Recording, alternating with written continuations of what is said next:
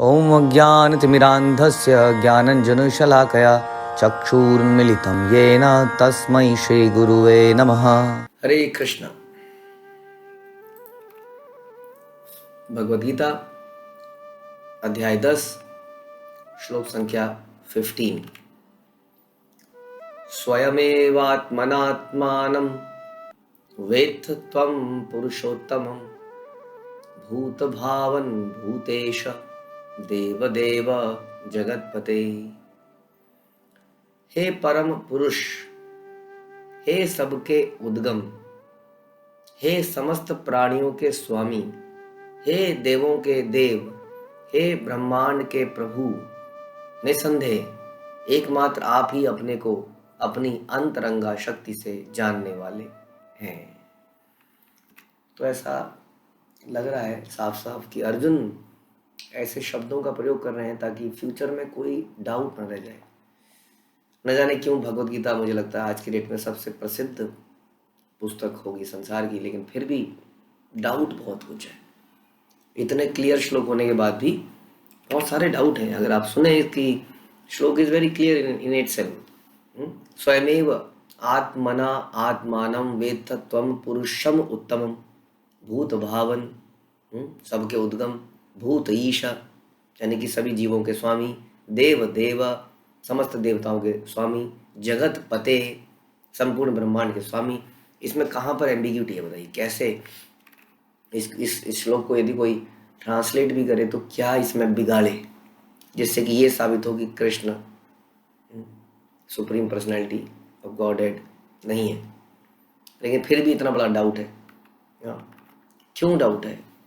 क्योंकि जो अर्जुन ने बोला कि निसंदेह एकमात्र आप ही अपने को अपनी अंतरंगा शक्ति से जानने वाले, इसी कारण से समस्या है। क्योंकि तथ्य तो बड़ा सिंपल है, लेकिन फिर भी माया इतनी स्ट्रांग है कि हमारे हृदय में सीधे मतलब उतरने नहीं देती। ये माया का काम है।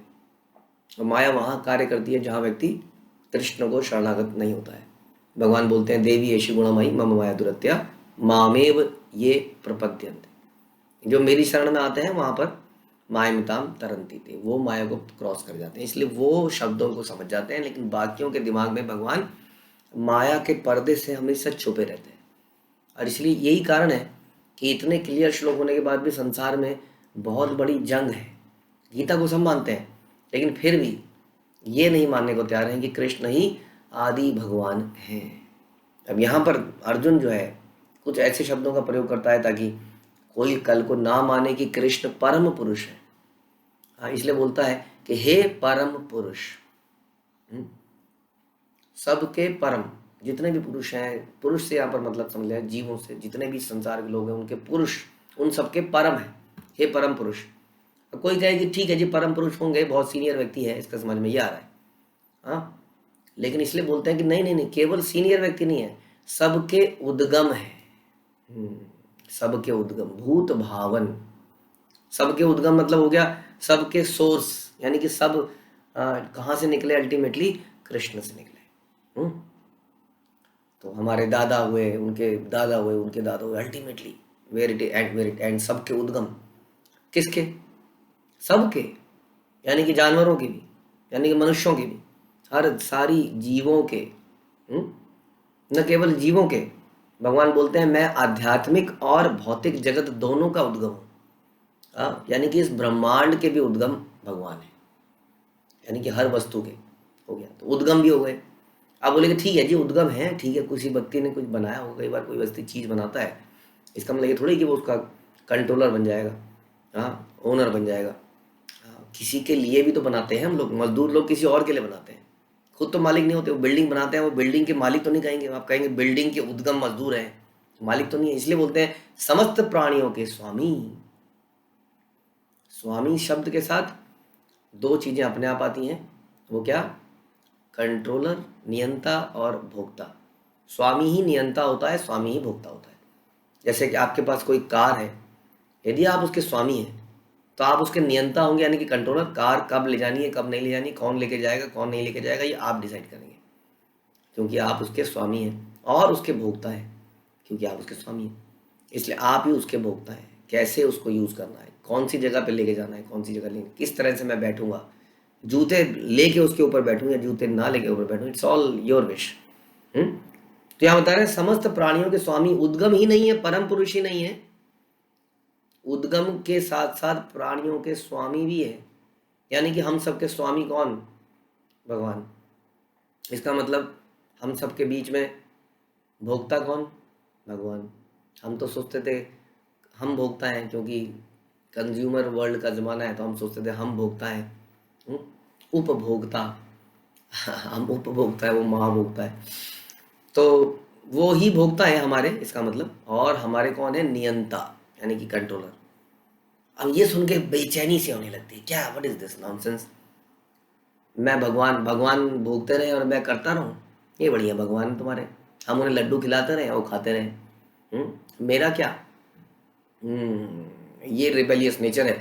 क्योंकि संसार के अंदर हम जब अपने ऑफिस में जाते हैं तो भी हम एक व्यक्ति को भोक्ता बनाते हैं। कौन? कंपनी का मालिक। पूरे दिन उसके लिए काम करते हैं, कितने करोड़ का बिजनेस करते हैं, उतने करोड़ पैसा हमारे बैंक अकाउंट में आता है? नहीं। एक कैशियर कितने करोड़ नोट गिन देता है, उतना उसका उसका 10% भी उसके अकाउंट में आता है? नहीं आता।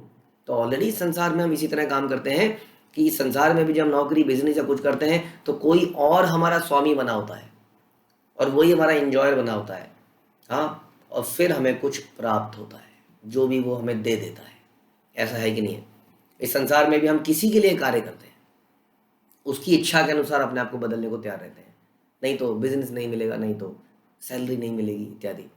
तो हमने ऑलरेडी बनाया हुआ है अपना स्वामी किसी और को। हाँ, और उसी की एंजॉयमेंट के लिए हम कार्य करते हैं कि नहीं? हम कहते हैं बॉस इज ऑलवेज राइट। हाँ भैया, बॉस को सेटिस्फाई करके रखो। That means boss becomes our स्वामी, और नियंता, कंट्रोलर। यस, वो कंट्रोल करता है, ये काम छोड़ दो। हाँ, मन मर्जी चला रखी है इसने, अंदर ही अंदर कूदेगा, कभी इसको छोड़ दो, कभी उसको पकड़ लो, लेकिन करेगा, उसी के अनुसार करेगा, because he is the controller. तो इस संसार में भी हमने अपने कंट्रोलर बना रखे हैं, लेकिन यहाँ बता रहे हैं समस्त प्राणियों के वास्तविक स्वामी कौन है? कृष्ण है। वही कंट्रोलर है, वही एंजॉयर है।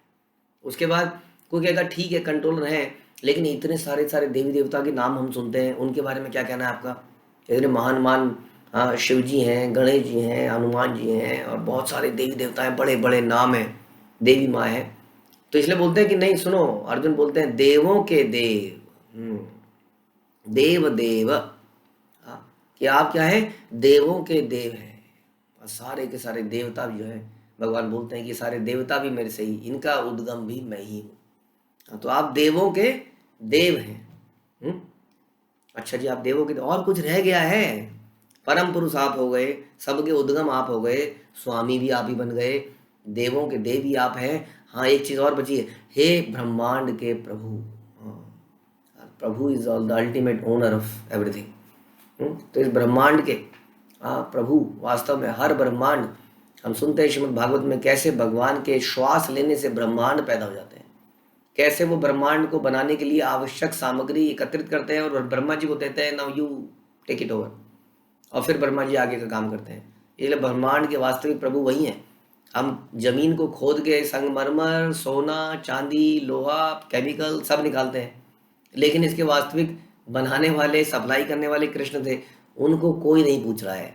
और हम समुद्रों को खोदे जा रहे हैं पेट्रोलियम के लिए, और जमीन को खोद रहे हैं मिनरल्स के लिए, और माइंस बनाए जा रहे हैं, और ना जाने कैसे कैसे प्राकृतिक वस्तुओं को, चाहे पेड़ हो, पौधे हो, जड़ी बूटियाँ हो, खोदे जा रहे हैं, काटे जा रहे हैं।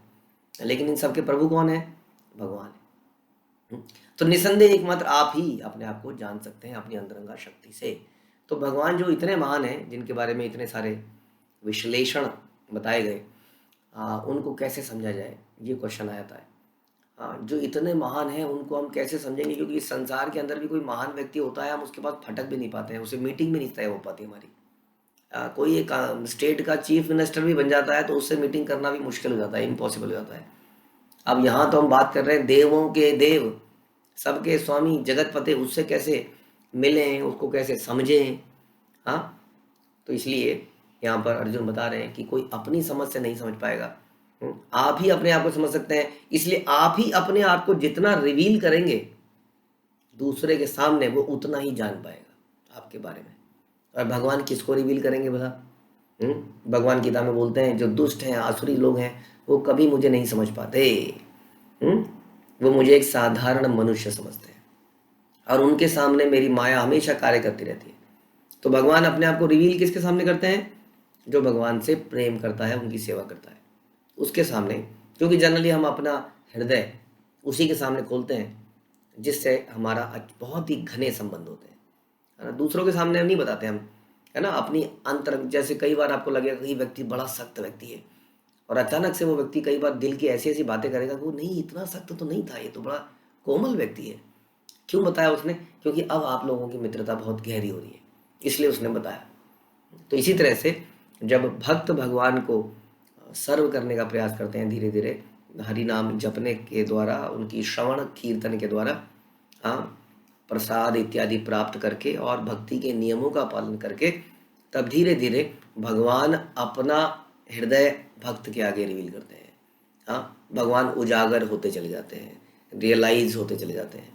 इसलिए कहते हैं भक्त्या माम अभी जानते, कि भक्त ही मुझे समझ सकते हैं, क्योंकि भक्तों को ही भगवान समझाते हैं वास्तव में। तो इसलिए और कोई भगवान को नहीं समझ सकता। तात्पर्य प्रभुपाद बताते हैं कि परमेश्वर कृष्ण को वही जान सकता है जो अर्जुन तथा उनके अनुयायियों की भांति भक्ति के करने के माध्यम से भगवान के संपर्क में रहते हैं। अर्जुन की भांति, यानी कि हमें अर्जुन के पद चिन्हों पर चलना पड़ेगा, क्योंकि अर्जुन को यह रियलाइज हो गया है। आसुरी नास्तिक प्रकृति वाले लोग कृष्ण को नहीं जान सकते। ऐसा मनोधर्म जो भगवान से दूर ले जाए परम पातक है। और जो कृष्ण को नहीं जानता उसे भगवत गीता की टिप्पणी करने का, टीका करने का प्रयत्न करना चाहिए? नहीं करना चाहिए। हाँ, क्योंकि अर्जुन ही यहाँ पर कह रहा है कि आपको कोई जान ही नहीं सकता है वास्तव में। तो जो कृष्ण को मानता ही नहीं है वो कैसे जान जाएगा फिर? भगवत गीता कृष्ण की वाणी है और चूंकि ये कृष्ण का तत्व ज्ञान है, अतः इसे कृष्ण से ही समझना चाहिए, जैसा अर्जुन ने किया। कृष्ण से ही समझने का अर्थ प्रभुपाद अक्सर बताते हैं कि कृष्ण के फॉलोअर से समझना इज इक्वल टू कृष्ण से समझना। क्योंकि कृष्ण ने बोला कि सारे धर्मों को त्याग कर मेरी शरण में आ जाओ, और भगवान के फॉलोअर, उनके भक्त क्या बोलते हैं? सारे धर्मों को त्याग कर भगवान की शरण में आ जाओ। वो ये नहीं कहते सबको मेरी शरण में आ जाओ, हाँ, वो कहते हैं कि सब कृष्ण की शरण में जाओ। इस प्रकार से भगवान की बात मानना या भक्त की बात मानना एक ही बराबर हो जाती है, और इसी तरह से भगवान को समझा जा सकता है अर्जुन के पद चिन्हों पर चलते हुए, जैसा इस श्लोक में वो कह रहे हैं। तो बड़ा इंपॉर्टेंट है कि गीता को जब हम पढ़ें तो अर्जुन के ये जो निष्कर्ष निकल रहे हैं इनको माने। जैसा हमने सुना था, अर्जुन बोलता है कि मैं आपकी बात को पूरी तरह सत्य मानता हूँ, पिछले श्लोक में, विदाउट एनी रिजर्वेशन। हम ये नहीं कह सकते कि गीता के 600 श्लोक तो बहुत अच्छे हैं, 100 श्लोक जो है कॉम्प्लिकेटेड है, या 100 श्लोक ऐसा लगता है मन घड़ंत है, या ये और या वो। हमें उसको पूरी तरह से लेना पड़ेगा, जैसे अर्जुन के निष्कर्ष इस श्लोक में निकले उसको हमें एज इट इज मानना पड़ेगा। हरे कृष्णा। श्रील प्रभुपाद की जय।